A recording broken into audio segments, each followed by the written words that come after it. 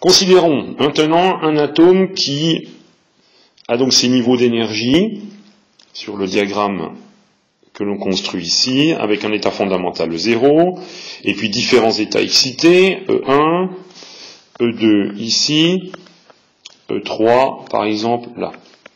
Voilà, cette représentation graphique, c'est un diagramme de niveau d'énergie de l'atome. Seuls certains niveaux d'énergie sont autorisés, comme on l'a vu précédemment. Imaginons que cet atome ait reçu de l'énergie, et qu'il se trouve, par exemple, dans l'état excité E1. Cet atome se trouve ici. Spontanément, assez rapidement, cet atome va libérer son excédent d'énergie, il va se désexciter, pour revenir à son état fondamental E0. Mais pour faire ça, cet atome va devoir se débarrasser de son excédent d'énergie. Et pour se débarrasser de son excédent d'énergie, il va émettre un photon, un petit grain de lumière, qui va être porteur de ce delta E, qui vaut justement delta E 1,0, c'est-à-dire l'écart énergétique entre les niveaux 1 et 0.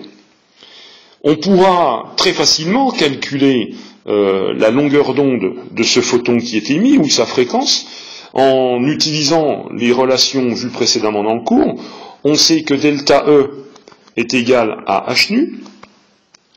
On sait que ceci c'est égal à h fois c sur lambda, la longueur d'onde du photon. Donc si on veut calculer la longueur d'onde du photon émis lors de cette désexcitation, il suffit de faire lambda égale h fois c sur delta E, la quantité d'énergie que porte le photon. La quantité d'énergie devrait être exprimée en joules, l'unité légale d'énergie, la constante de Planck h en joules secondes, et la vitesse de la lumière dans le vide, la célérité c, eh bien en mètres secondes moins 1. Lambda, la longueur d'onde, sera donc trouvée en mètres.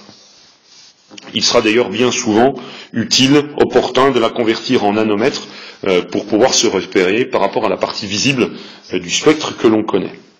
Imaginons maintenant que cet atome-là se trouve au départ non pas dans son état E1, comme on vient de le voir dans cet exemple, mais dans un niveau, dans un état d'énergie un peu plus haut. Par exemple, imaginons qu'au départ, cet atome se trouve dans son état énergétique E2.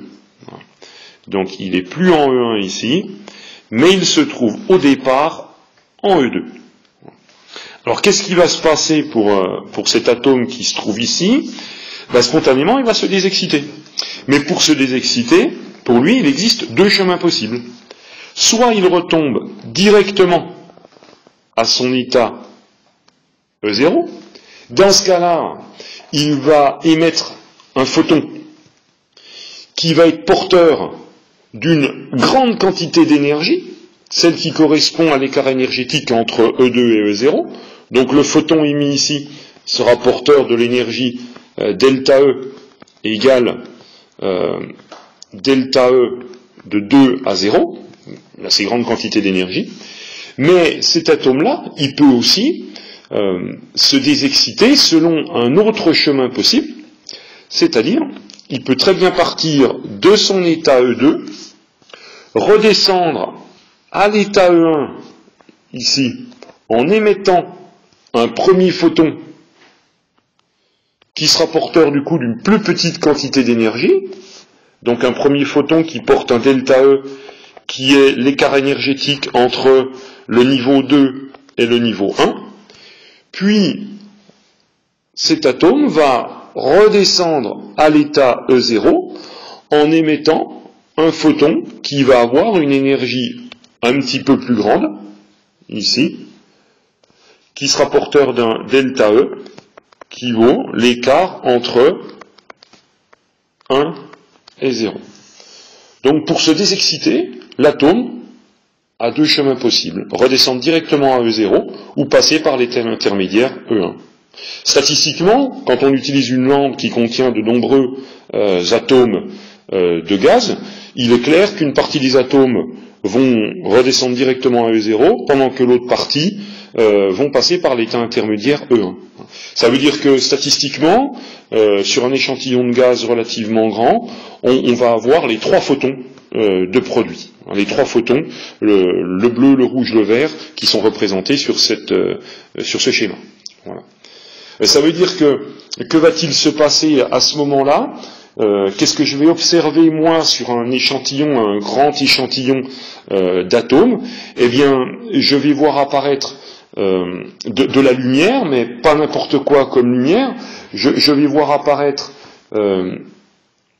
quelque chose qui va être un fond noir, donc constitué d'un fond noir entre, on va dire à peu près 400 et 700 nanomètres, si je fais la représentation d'un spectre classique entre 400 et 700, je vais voir apparaître un fond noir, et sur ce fond noir, je vais voir apparaître des raies d'émission correspondant justement à ces différents photons qui sont produits par les différents atomes. Je verrai apparaître ici une raie dans le domaine du bleu correspondant à ce photon ici qui a été émis, enfin sûrement un ensemble de ces photons qui auront été émis. Je vais voir apparaître avec beaucoup moins d'énergie ici une raie dans le domaine rouge correspondant à ce petit écart énergétique que j'ai ici. Et puis je verrai également sûrement dans mon spectre un état d'énergie un petit peu différent, correspondant à ces photons que j'ai là, qui vont apparaître sous forme d'une raie, par exemple verte, dans le spectre d'émission.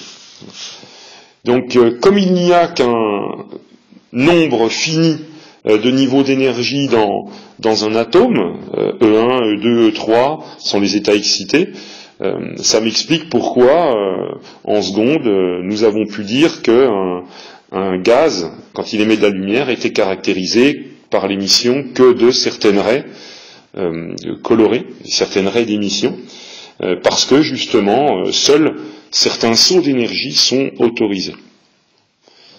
Donc voilà ce qui se passe lorsqu'un atome qui gagne de l'énergie se désexcite.